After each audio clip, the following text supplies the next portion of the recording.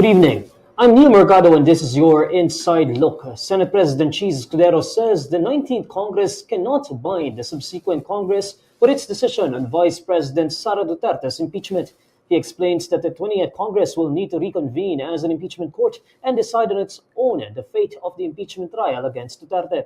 The Senate chief earlier postponed the presentation of articles of impeachment against Duterte from June 2 to June 11.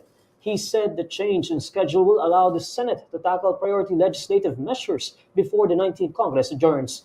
Today, let's hear from a former Senate chief about the impeachment process, his experience as senator judge, as well as his insights on related issues. Joining us on the program is former Senate President Franklin Drilon. Welcome and thank you for joining us this afternoon. Thank you for inviting us. Yes, Neil, thank you. So sir, I think kanina nagkaroon ng press conference nga itong si Senate President Duterte, and the big story there is him saying that it's up to the 20th Congress whether they will pick up itong impeachment trial ni Vice President Sara Duterte. Your take on that?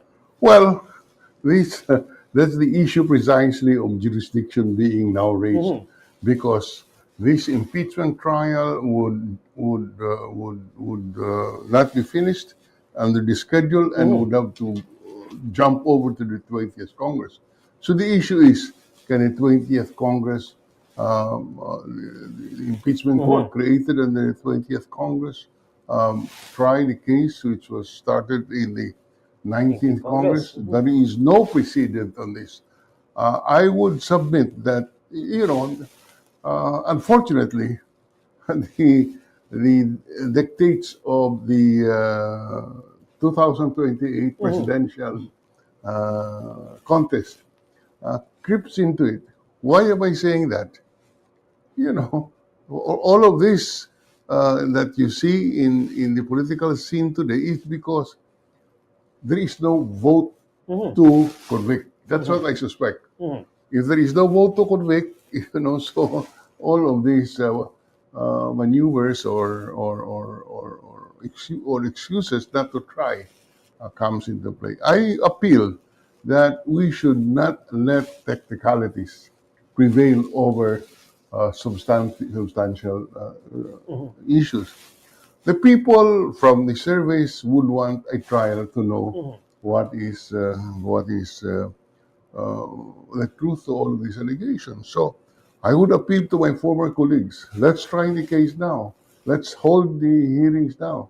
And, the impeachment court, once constituted, can set its own calendar. The Constitution requires that the impeachment court, that the impeachment immediately start forthwith. This is what was used by the Constitution. And therefore, now that they are convened, they should already start trying it. That's the requirement of the Constitution. Unfortunately, as I said, let's face it, even Malacanang appears wishy-washy. But the important thing is to be able to project that we are governed by the rule of law. And in this particular instance, the Constitution provides a mechanism by which you exact accountability on the highest officials of this government, and therefore, Neil, to me, you can finish the trial.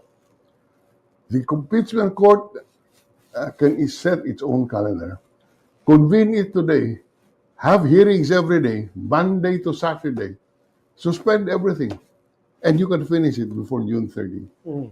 Kaso nga, sinasabi nga ni Senate President Duterte, unahin daw muna natin itong mga priority measures na meron tayo before the impeachment. I mean, that's the reasoning behind the move from June 2 to June 11.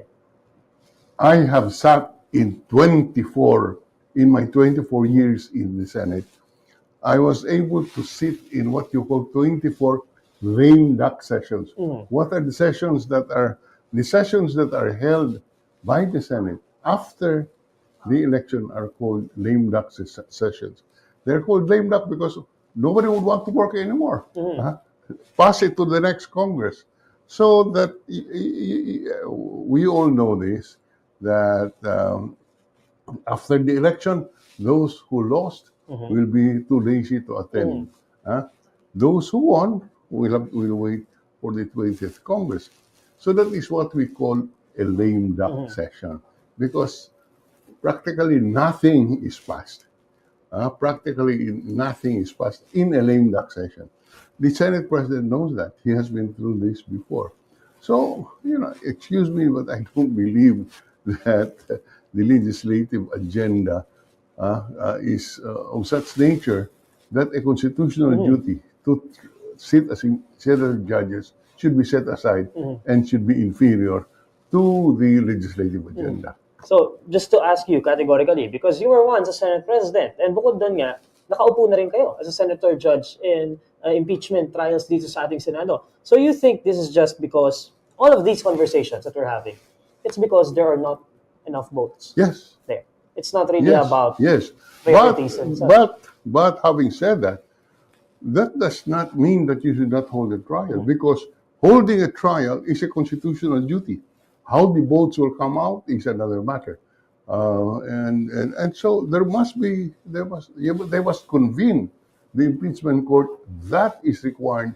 That is a duty of the senators under the Constitution. So you mentioned, Senator, that we should go beyond technicalities, no? But let's look at the Constitution, the law, and the impeachment rules of the Senate here quickly. What scenarios do we have here? So because sinasabi kanina nga ni Senator Escudero is ang possible na mangyari sa June 11 ay hanggang dun sa issuance of summons, and that will take 10 days, kaya sinasabi niya after the 10 days tapos na yung adjourn na yung session ng ating Senado. But who sets the 10 days?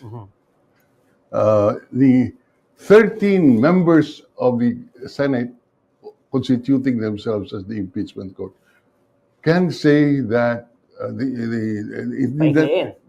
Paikliin. Yes, paikliin. Tomorrow, umpisa na. I mean, this is such a public issue that to say that we need 10 days to do that or X number of days to do this is just being technical about it. It can be it can be revised. The Senate, the impeachment court is what we call in law a sui generis. That it is a body by itself, different from the Senate, and it can set its own rules. So who should make that call? Na let's start this today. Should it be a united call from the senators or kahit sa Senate President Escudero? The first thing to do is to convene the court. And after you have convened the court, then the calendar of the court will be dictated by the 13 senator judges who will be sitting as senator judges, the majority. So they can set the calendar. So that's it. Let's talk about some possibilities here, SP. No, kasi there's a scenario out there na matuloy yung June 11 and then mapuputol na, ipapasa nila yung baton doon sa 20th Congress. What does the Constitution say about it? Talaga bang choice yun ng 20th Congress if they will pick it up? There is no rule. There is no rule. This is the first time that it happens. I sat in 2 impeachment trials. It has never happened that the impeachment trial spilled over to the next Congress. That is why there are questions of jurisdiction. So that to avoid this question of jurisdiction, finish the trial in June. Tapusin na natin ngayong 19th Congress. Yes. And pero may enough time pa ba tayo? Because usually kapag impeachment, it takes months. Impeachment trial starts at 8 o'clock, ends at 12, resumes at 2, ends at 10 every day. So kumbaga kung gusto talaga. Kung gusto mo, kaya yan. Yes. Pero sufficient pa rin ba yung time na meron tayo? Because we don't want to sacrifice din naman yung the substance, the quality of the interpellations. This has been in the public agenda for a long time, so there can be no more surprises. Alam na kung ano. So, as I said, due process requires that you be given an opportunity to present your side. I was suggesting that convene the impeachment court now, which I have been suggesting. And in fact, I suggested the president should call a special session. I suggested that. Yes. call a special session, convene the impeachment court, set the calendar, and decide it during the 19th session. And, this late, kung gustuhin talaga, pwede pa. As I said, convene it tomorrow, have a trial every day, 8 to 10. Just parang ano lang, no, devil's advocate ng Yeah, SP, no? sure. Because marami kang pwedeng tingnan na angulo dito. Marami kang players na pwedeng tingnan dito. You can look at the House and say na bakit kasi pinasa nyo yan, in-approve nyo yan right before the break. You can also look at the President. Bakit hindi ka nagpatawag ng special session during the break? You can also look at it sa perspective naman ng mga senador na bakit delayed na nga yung June 2, dinelay pa natin ng June 11, which is, by the way, the last session day. So talagang, yun na yung last opportunity to tackle So what does that indicate? It indicates to me that nobody wants this impeachment trial to take place, particularly, that's why the president is wishy-washy. Sometimes he says, this is a duty of Congress, I have nothing to do with it. But what about your son, Mr. President, who was the first one to vote on impeachment? Nobody will believe that is without your knowledge. Okay, so now, and the fact that no special session was called, when he could have done so, then again that indicates that the politics is in the front seat, and the rule of law is taking a back seat. Quite unfortunate. Tingnan natin itong posibilidad nga na mag-spill over ito sa 20th Congress. And that seems to be where we are headed right now. So because questions of jurisdiction will So, arise there. So it goes to the Supreme Court. Goes to the Supreme Court. Ano yung mga senaryo natin na binabantayan? Kunyari nga, mag-spill over to the 20th Congress. Ano yung mga senaryo na pwedeng mangyari? Kasi they could pick it up, pwedeng question nga nila yung jurisdiction. What do we know? The part of the Senate? On the part of the Senate. Ano yung mga possible na nakikita natin scenarios? Well, okay, if it spills over to the 20th Congress, I am certain that there will be questions before the Supreme Court on the issue of jurisdiction. So the Senate can say, let's wait. Let's wait until for the Supreme Court's decision. That's one. The other way is if you have the numbers, since they will assert that the impeachment court is not subject to the jurisdiction of the Supreme Court. In other words, we completely separate from the entire government structure, and this is a mechanism provided by the Constitution.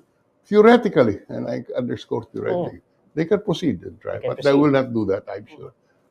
They will wait for the Supreme Court. Chances are the best option for them is to wait for the Supreme Court to rule on the question. So, ang tinitingnan natin scenario dito, talagang aabot sa Supreme Court, which means there might be further delays moving forward. Well, yes, there will be. Well, you call it delay because it's now the Supreme Court. Actually, it's not a delay. Because you could have avoided going to the Supreme Court by deciding the case today and deciding the impeachment trial today. What does it say? Yun tayo mga ganitong scenario ngayon. What does it say about the state of law, the state of governance, and the politics here in the Philippines? Well, it only shows that the rule of law is not given the priority that it deserves. So for you, talaga, we should just do it. Let's just do it now. Yes. There are duties under the Constitution that are imposed on the different branches of government, and in this particular case, the duty to convene the impeachment court is a duty imposed by the Constitution on the Senate. Sir, let's look at the composition of the 20th Congress. So, should we say na in that hypothetical world, matuloy ito sa 20th Congress, they decide to pick it up, given the composition of the Senate, do you think there's walang numbers dito sa 19th Congress? But sa 20th Congress, what do you think of, based on the composition? I haven't really gone through, but since this is not a judicial trial, you can almost see the political alignments being the standard in making decisions. As I said, an impeachment court is not a judicial court. And it is designed that way that some senator judges are not lawyers, so it cannot be decided simply on the basis of the evidence presented, or what the rules, or the rules of the impeachment court. Having said that, it's there can be reasonable assumptions, but these are assumptions that we have. For example, those affiliated with the vice president, the assessment is that they will not vote for conviction. Nagkaroon na po ba ng meetings after the results of the election, initial talks about, okay, how do we want to move forward from this? No. Wala pa po on the side, on your side. Okay po. I guess, again, just to go back dito sa impeachment trial ni Vice President Duterte, no, pasensya po, talagang ito yung mainit na issue ngayon, no? Would you say that if this spills over to the 20th Congress, na magiging mas mainit, kumbaga, yung magiging diskusyon, magiging mas mainit yung diskusyon, given that we have Senator Bam, Senator Kiko there, who joined Senator Hontiveros in... Well, I would like to think that evidence will be presented, and the discussion will be around whether or not the evidence is sufficient to prove the allegations in the impeachment complaint. I don't know what you mean by mainit ang usapan. The same evidence will be presented. Okay po, maraming salamat po, Senate President Franklin Drilon. And this has been your Inside Look. I'm Neil Mercado. Follow INQUIRER.net on Facebook, X, YouTube, TikTok, Instagram, and Reddit. For more stories, visit INQUIRER.net. Good evening.